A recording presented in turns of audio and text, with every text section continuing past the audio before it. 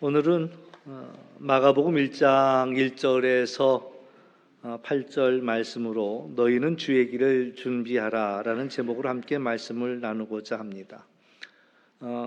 대림절 두 번째 주가 됩니다. 근데 이번 대림절은 이름을 여러 개를 가지고 있죠. 강림절이라고도 하고, 저도 강림절이라는 단어가 입에 굳어 있는데, 강림절 내지는 또 대림절, 또 대강절 이렇게 이야기합니다. 영어로는 어드벤트가 되는데, 어드벤트라는 뜻은 이제 오신다라는 의미를 가지고 있습니다. 예수님께서 오신다라는 얘기인데, 강림, 그럼 이제 성령 강림절하고 조금 이제 혼돈이 될까봐 아마 구별하고 있는 것 같은데, 주님이 오신다, 강림하신다.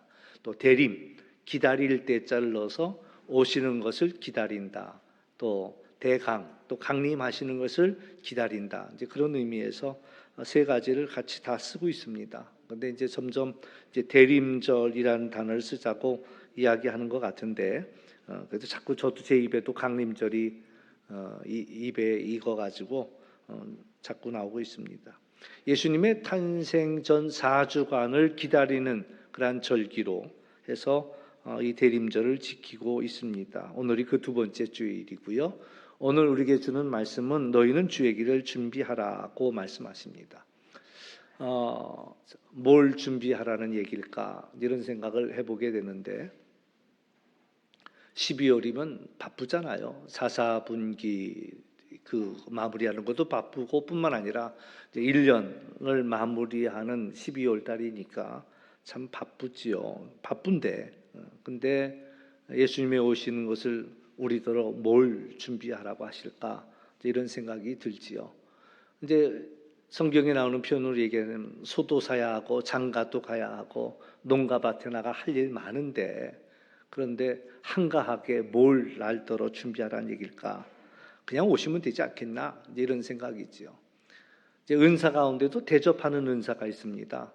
대접하는 은사가 있는데, 대접의 은사가 없는 분들은 냉장고에 먹을 것이 막 썩어 나가도 아유 뭐 대접할 게 뭐가 있어야지요. 이러고서 이제 대접을 못 하는데, 대접의 은사가 있는 분들은 아무것도 없어도 손님을 청해요. 여기 갑자기 가도 돼요? 이렇게 얘기를 하면은 걱정 마세요. 숟가락 하나 더 넣으면 돼요. 이런다고.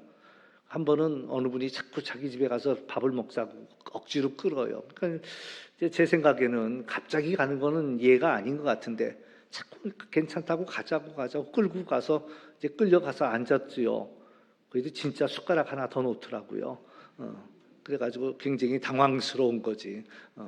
그러니까 이제 그 부인도 아니 지금 줄 것도 없는데 왜 자꾸 그냥 숟가락 하나 더 놔 이러면서 이제 이런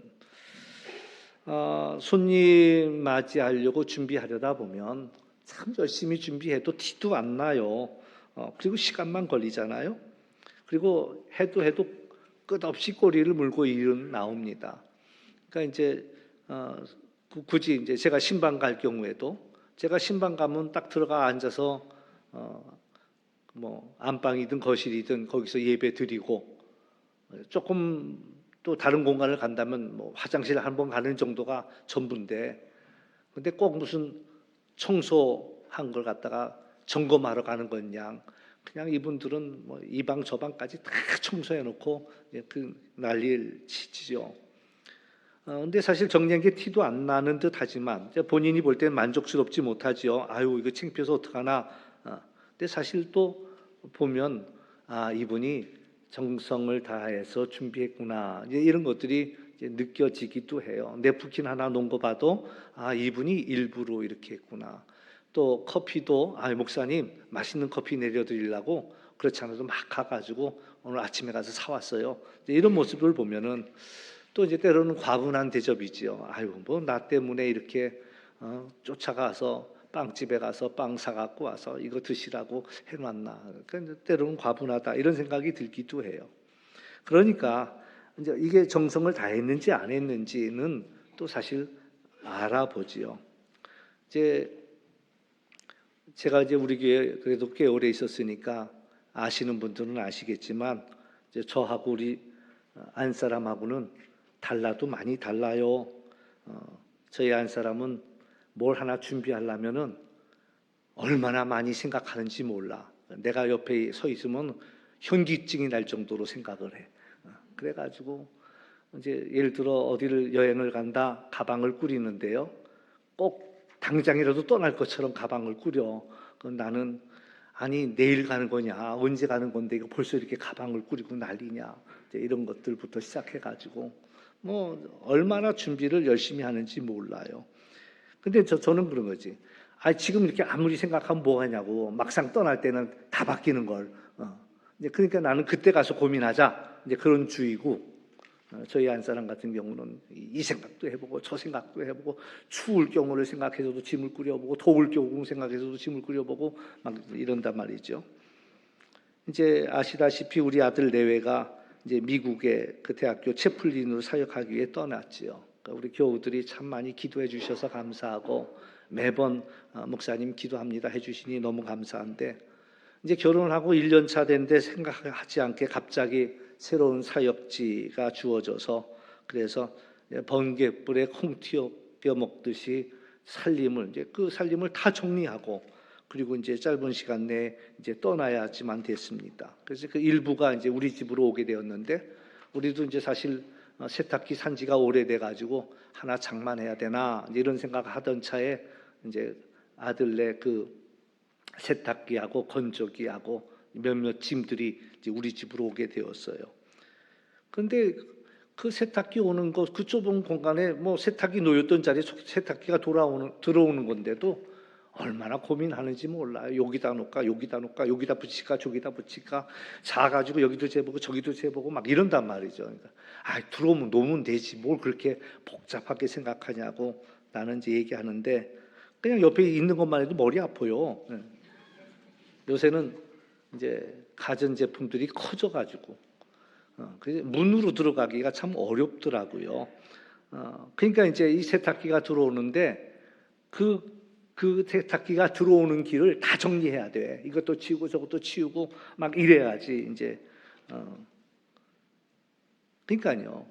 세탁기 하나 들여놓으려고 해도 동선을 생각해야 되고 그리고 걸리적거리는 것들을 다 치우고 정리해야 되듯이 주님이 오시는 그 길에 걸리적거리는 것들을 다 치우고 우리가 주님을 맞이해야 한다라는 그런 이야기죠. 이왕에 말 꺼낸 김에 이제 한마디 하고 지나간다면 나이가 드시면 정리정돈을 더 신경 쓰셔야 한다. 연세 드신 분들에게 가장 위험한 게 뭐냐면 낙상입니다. 넘어지는 거예요. 넘어지면 특히 여자분들은 고관절이 부서지기 딱 좋은 조건에 놓여 있습니다. 그리고 고관절을 다치면 이후로는 누워서 살아야 된다라는 거예요. 그러니까 넘어지지 않도록 조심해야 되는데, 그러니까 바닥에 깔려 있는 것들을 자꾸 치워야 돼요. 괜히 바닥에 이것저것 늘어놓고 있다가 걸려서 넘어지면 정말 큰 일을 치르게 된단 말이죠. 방석 같은 것도 치워야 되고, 하다못해 전선, 뭐 선풍기 줄이 되든 무슨 밥솥줄이 되든 그 전선에 걸려 넘어지지 않도록 그것도 다 잘 정리해 놔야 되고요. 옷 입고 벗을 때도 꼭 의자에 앉아서 괜히 일어서서 바지 입는다고 하다가 그러다가 순간 엇질해서 넘어지면 정말 그게 치명적이라는 거죠. 샤워할 때도 마찬가지예요. 머리 감는다고 눈 감고 막 샴푸질 했는데 그러다가 어지러워서 균형을 잃으면 또 크게 다치거든요. 그러니까 샤워할 때도 이제는 의자에 앉아서 하셔야 된다. 이제 그런 이야기고요. 또 샤워할 때 전화가 온다고 전화 받으러 뛰어나가지 말라고요. 어떤 분들은 급하니까 씻는데 전화가 오니까 그냥 그 젖은 발로 나가다가 그냥 바닥에 미끄러져 갖고 다치게 되는 경우. 전화야 뭐 나중에 또 해도 되는 거고 급하면 그 전화 또 올 거고 그러니까는 그냥 서두르지 마라. 전화 받으려고 서두르지 마라라는 얘기. 밤에도 약한 미등이라도 켜놔야지. 캄캄한데 더듬더듬 가다가 넘어지면 또 그것도 큰일이야. 그러니까는 약한 불이라도 켜놓고 그리고 나서 안전하게 다녀야 되고 또 넘어질 것 같으면 옆에다가 뭐 손잡이라도 설치를 해야 되고, 손잡이 설치하기 어려우면 줄이라도 매놔야 되고, 그래서 넘어지지 않도록 하는 일들이 무엇보다도 중요하다라는 얘기를 다시 한번 드립니다. 마가복음의 시작은 세례 요한의 외침에서 시작이 됩니다. 예수님이 어떻게 탄생했는지 설명도 없이 곧바로 예수님의 공생애가 시작되는 시점부터 이 복음을 풀어가고 있습니다. 근데 여기서 이제 우리가 하나 생각해야 되는 것은, 우리가 세례 요한을 너무 과소평가하는 경향이 있다라는 거예요. 근데 요한복음을 읽어보면 당시 사람들은 이 세례 요한을 생각할 때 구약에서 예언자들이 언급한 메시아라는 생각을 아주 강하게 가지고 있었습니다. 그래서 이제 사람들이 이 세례 요한에게 찾아와서 하는 질문이 내가 누구냐라는 질문을 아주 단도직입적으로 묻고 있어요. 네가 그리스도냐? 라고 묻지요. 아니다. 그러면 엘리야냐? 그것도 아니다. 그러면 누구냐? 우리에게 말하라. 선지자냐? 아니, 그것도 아니라. 이런 이야기를 하는 거예요. 그만큼 세례 요한은 그 당시 모든 사람들에게 주목받던 사람이었다라는 거지요. 반면 예수님은 누군지 모르는 거예요. 아무도 모르는 거예요. 저희가 누군지를 아무도 몰라. 그러니까 이 이야기를 어떻게 끌어가냐라고 한다면, 예수님이 누구시냐라는 얘기를 하기 위해서 이 세례 요한이 이 모든 사람의 주목을 받고 있고 영향력을 끼치는 이 세례 요한이 예수님에 대해서 뭐라고 이야기하는가라는 것들로 우리에게 이야기하고 있습니다. 이 세례 요한은 회개하고 세례를 받으라고 외쳤을 때 많은 사람들이 구름대같이 몰려와서 그 앞에 엎드려 회개하고 세례를 받았죠. 그만큼 세례 요한은 당시에 그렇게 영향력 있는 사람이었고 그를 추종하는 사람도 많았습니다. 그러니 당시의 지도자들, 정치의 지도자든 종교의 지도자든 세례 요한을 유의해서 보는 거예요. 저희가 누구냐라는 것들을 보고 있는 거죠. 그러니까 이 셀 수 없는 많은 사람들이 세례 요한을 추종하고 따르는데, 그러면 이제 세례 요한은 내가 바로 그 메시아다라고 얘기해도 사실 전혀 문제가 되지 않았습니다. 바로 너희들이 찾던 메시아가 바로 나다라고 얘기해도 될 만큼, 어느 누구도 시비하지 못할 만큼 막대한 영향력을 그는 가지고 있었다라는 거예요. 그래서 각계각층의 사람들이 그 앞에 와서 그리고 우리가 어떻게 하면 좋겠습니까? 라고 물으면서 그 앞에 엎드려 회개하고 세례를 받았지요. 근데 요한은 당신들이 기다리던 메시아가 아니다라고 분명하게 자기를 밝히고 있습니다. 그리고 내 뒤에 오시는 이가 나보다 능력이 많은데 나는 내 몸을 굽혀 그의 발의 신발끈조차 감당할 수 없는 그런 존재라는 이야기를 하고 있지요. 당시의 신발은 이제 가죽끈으로 이제 샌달처럼 묶고 다녔습니다. 그런데 이제 그 끈은 가장 하찮은 종이나 이제 그의 발의 끈을 풀지요. 그래서 세례 요한이 하는 얘기가, 나는 내 뒤에 오시는 그분의 신발 끈도 감당하지 못할 자다. 그러니까 발톱의 때만큼도 못 됩니다. 이런 이야기를 그가 하고 있다라는 것이지요.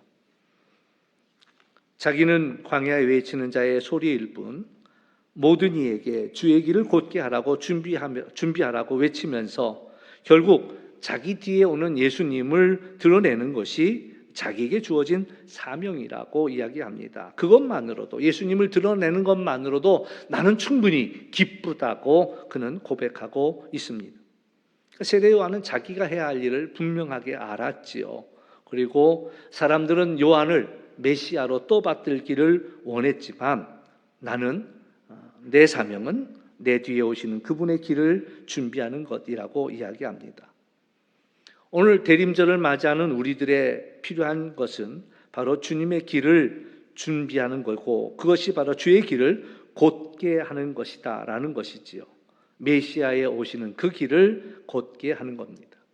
제가 이제 오래전 군대 생활할 때 지금도 잊혀지지 않는 것은요, 이제 겨울이 되면 꼭 주일날 눈 내려요. 하필이면 왜 다른 날 눈 내리면 좋은데 주일날 눈 내려. 그러면 그걸 나가 쓸어야 되거든요. 그러면 전 부대원이 큰 길에서부터 그 부대까지 들어오는 길을 눈을 쓸어요. 근데 뭐 눈 쓰는 건 좋아. 근데 눈이 그친 다음에나 쓸지 왜 눈 내리고 있는데 쓰냐 말이죠. 그러니까 도대체 이 양반들은 머리가 있나 없나? 왜 지금 쓸고 나면 5분 뒤에 또 쌓일 텐데 그걸 왜 지금 쓰려고 하지? 이제 그 정도예요. 이제 제가 있던 부대가 대대급의 부대인데 이 저기 뭐야 연대장이라도 하나 위에가 이제 연대장이죠. 대대장 위에 하나 위가 연대장. 연대장이라도 온다고 한다면 트집 잡힐까봐 군대 사회가 그래요. 그 대대 안에서는 대대장이 아주 하늘 같은 존재인데 연대장 앞에서는 아무것도 아니야. 연대장이 마음에 안 들면요, 그냥 군홧발로 무릎을 걷어 차요. 그러면 그 많은 사병들 보는 앞에서 얻어 터져. 그게 군대야, 그게. 그러니까는 트집을 안 잡히려고 그냥 연대장 온다 그러면 쫙 그 길에 나가서 쓰는데 비포장길이에요. 쓸어봐야 먼지 뱉기 더 날리냐 말이죠. 근데도 쓰려고 하는 거야. 하다못해 아이스크림 봉지 하나라도 날아다니는 거 눈에 보이면은 그게 트집이야. 그러니까 막 가가지고 이걸 왜 이러고 살아야 되는지 모르겠는데 하래니까 이제 그러고 산다 말이죠. 유대 땅에는 도피성 제도라는 게 있었습니다. 실수로 사람을 죽였을 때 과실치사죠. 죽일 마음은 없었는데 그런데 뭐 나무 한다고 도끼를 휘두르다가 그 도끼가 빠져가지고는 옆에 사람을 죽였다. 이 과실치사잖아요. 그러면 이제 이 사람이 재판을 받기까지 이 도피성이라는 곳으로 도망갈 수 있었어요. 도망가면 이제 그냥 복수하는 자가 바로 죽이지 못하고 정당한 재판을 받을 때까지는 생명을 부지할 수가 있었지요.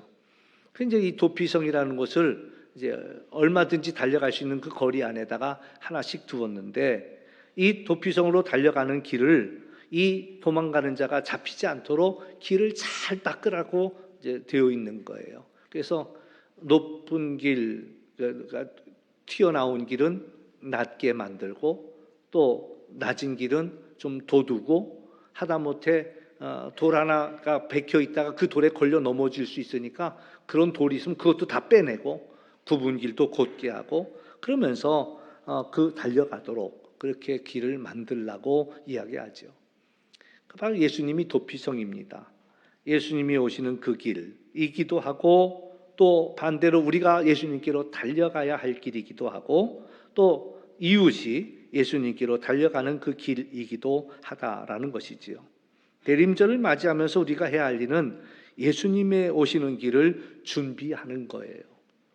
어느 날 어느 분이 예배당에 늦게 오셨더라고요. 왜 늦으셨나 그랬더니 아유 목사님 오늘 마라톤 해가지고요 길이 얼마나 막히는지 이리 돌고 저리 돌고 그냥 정신이 하나 없었습니다. 그래도 오신 분은 다행이야. 어떤 분은 저한테 막 화를 내. 내가 교회 가려고 했는데 마라톤 때문에 길이 막혀갖고 내가 얼마나 고생했는지 화가 나서 그냥 집으로 갔대.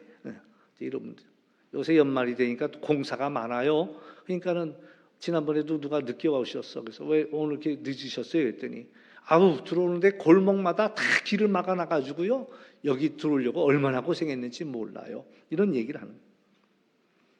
예수님이 오시는 길에 우리의 죄 때문에 막히는 죄의 본질이 뭡니까? 하나님과 우리 사이를 가로막는 것을 죄라고 이야기합니다.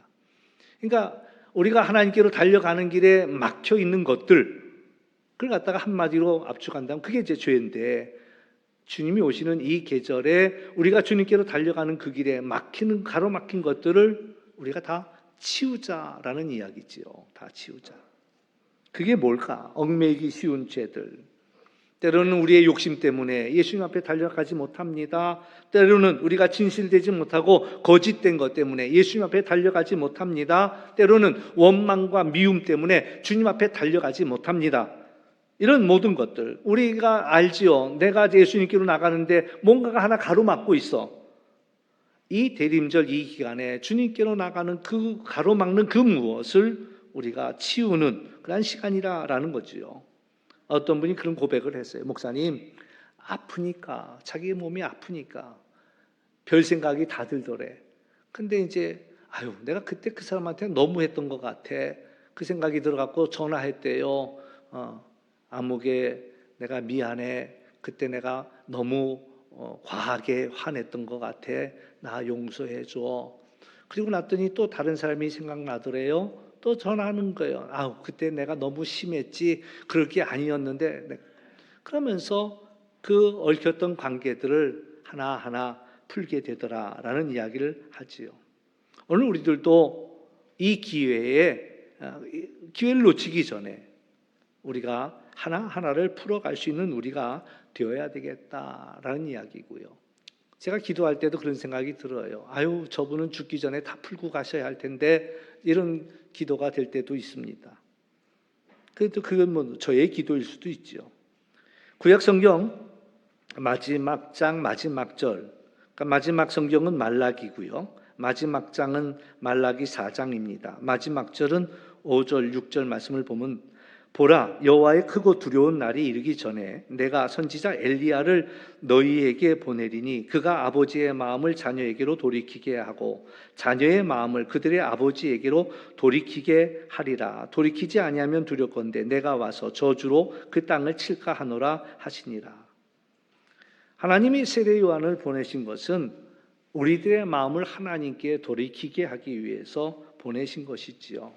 회개하고 또한 주의 길을 준비하기 위해 엘리야도 보내주셨고 세례 요한도 보내주셨고 예수님도 보내주셨고 지금도 우리를 또 세상 가운데 보내고 있다라는 이야기지요. 세례 요한을 보면 생각나는 사람이 있습니다. 낙타 털옷을 입었지요. 허리에 가죽띠를 띠었지요. 메뚜기와 석청을 먹고. 그러면 엘리야를 생각하는 거예요. 이스라엘 백성들은 엘리야를 기다렸습니다. 왜? 가뭄 속에 있었던 엘리야가 그들의 구원하는 그런 구원자였기 때문에 하나님께서 약속하신 것이 내가 이 엘리야를 다시 보내주마. 그랬으니까 세례 요한을 보는 순간 오리라 했던 엘리야가 저희인가 싶어갖고 간절하게 기다렸지요. 그때 이제 세례 요한은 자신의 사명을 분명하게 이야기합니다. 나는 당신들이 찾는 그런 메시아가 아니라고 분명히 고백하면서 나는 메시아의 길을 준비하는 자다라고 분명하게 고백하고 있습니다. 오늘 이 시대에도 주님께서는 주의 길을 준비하는 자를 찾으시고 또 주의 길을 준비하는 자를 보내신다라는 그러한 이야기죠. 세례 요한은 자신의 사명을 다했습니다. 그래서 결국 예수님의 칭찬을 받았습니다. 누가복음 7장 27절 28절 예수님이 세례 요한에 대해 이야기하실 때에 보라 내가 내 사자를 내 앞에 보내노니 그가 내 앞에서 내 길을 준비하리라 한 것이 이 사람에 대한 말씀이다. 내가 너희에게 말하노니 여자가 낳은 자 중에 요한보다 큰 자가 없다라고 이야기합니다. 아이러니하게도 세상이 먼저 크리스마스를 준비합니다. 제가 필리핀에 갔는데 8월 달에 갔거든요. 근데 벌써 그 백화점에 크리스마스 장식이 8월 달에. 그래서 아니 이 나라는 크리스마스가 날짜가 다르냐 그랬더니 아니래. 12월 25일 갔대. 근데 지금이 8월 달인데 무슨 벌써 이렇게 크리스마스를 이렇게 장식하고 음악을 틀어놨냐 이제 물어봤더니 하는 얘기가 뭐냐면은 이제 12월이 디셈버잖아요. 디셈버. 이 필리핀이라는 나라는 뒤에 있는 버자가 들어가는 단어가 시작이 되면 이제 크리스마스 준비 시작이라는 거예요. 그러니까 8월이 세프템버 이렇게 된 이때부터 이제 크리스마스 준비로 들어가는 거예요. 세상 사람들은 크리스마스를 아주 간절하게 기다려요. 이제 저도 이제 한번 시간 내서 한번 명동거리를 한번 나가볼 예정인데 신세계백화점 앞에 벽 하나를 완전히 그 화면으로 꽉 채워갖고 아주 크리스마스를 근사하게 이렇게 해놨다고 하더라고요. 그래서 한번 올해 꼭 보러 가야 되겠다. 이제 그런 마음을 갖는데 하여튼간 뭐 세상 사람들이 기다리는 크리스마스는 휴일이죠, 휴일. 그래서 그들은 얼마나 많은 비용을 들이는지 우리보다 더 화려해요. 아주 열심히 장식합니다. 근데 우리가 기다리는 크리스마스, 성탄절, 그것은 그 분위기는 아니지요. 우리 죄를 대속하기에 하나님께서 아기의 모습으로 오셨기에 우리는 준비가 달라요. 세상은 한껏 흥분해서 들떠 있지만 우리가 기다리는 성탄절은 그것과 거리가 멉니다. 오늘 세례 요한이 우리에게 주는 이야기는 회개하면서 기다리라라는 이야기지요. 우리가 이 대림절에 하나님 우리 안에 정결한 마음 주옵소서, 정직한 영을 새롭게 하옵소서. 세상은 이리저리 다 돌게끔 만들어 놉니다. 장사하는 사람들은 그 나가는 출구에도 기가 막히게 해놔갖고 거기를 다 지나가면서 그래서 나가는 사람들이 뭐라도 하나 사게끔 돌리고. 그러나 오늘 주님이 우리에게 주시는 말씀은 길을 곧게 하라는 거예요. 예수님께 곧장 달려갈 수 있도록 준비하는 거예요. 그래서 우리가 한눈 팔지 아니하고 예수님께로 곧장 달려가도록 그것을 준비하라. 오늘 우리가 사는 이 세상은 화려하지만 그러나 또 눈을 감고 생각해 보면 광야와 같은 황량함을 느끼게 됩니다. 이 화려한 것들이 때로는 나하고 전혀 상관이 없는, 그래서 오히려 더 광야보다도 더 광야 같은 세상 속에 우리는 살고 있다. 사는 것들이 힘들고 바쁘다는 것은 우선순위가 없다는 얘기입니다. 이것도 해야 될 것 같고 저것도 해야 될 것 같고 많은 일 때문에 고민하는구나. 예수님께서 마르다에게 네가 참 많은 일 때문에 고민하는구나. 그러나 한 가지만이라도 족하다라는 이야기를, 그게 우선순위를 이야기하는 거죠. 너무나 바쁘게 살다 보니 우왕좌왕하며 살다 보니 정신이 없지요. 근데 한번 생각해 보세요. 우리가 간다면 어디로 가겠어요? 식당에 딱 들어섰는데 테이블이 한쪽 테이블에는 먼저 사람이 먹고 간 그것이 가득해.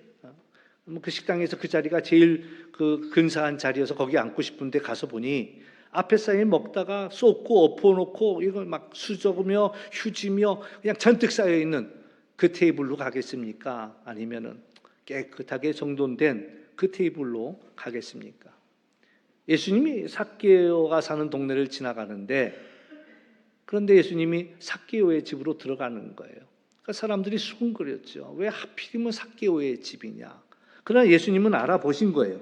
삭개오가 준비되어 있는 것을 알아보신 거지요. 그래서 회개하고 준비된 자를 찾아오셨고 회개되고 준비된 그 사람이 예수님을 만났다라는 이야기예요. 오늘 우리의 사명은 우리가 서 있는 이 자리, 광야 같은 자리에서 외치는 자가 되어야 한다라는 거죠. 주의 길을 예비하라, 주의 길을 곧게 하라. 대림절을 우리가 준비했으면 좋겠습니다. 이참에 한번 청소하자고요. 청소하면은 마음도 산뜻해지잖아요. 이참에 묵은 것들 한번 정리하고 새해를 맞이하는 우리가 되어야 되겠다, 그런 생각이고요.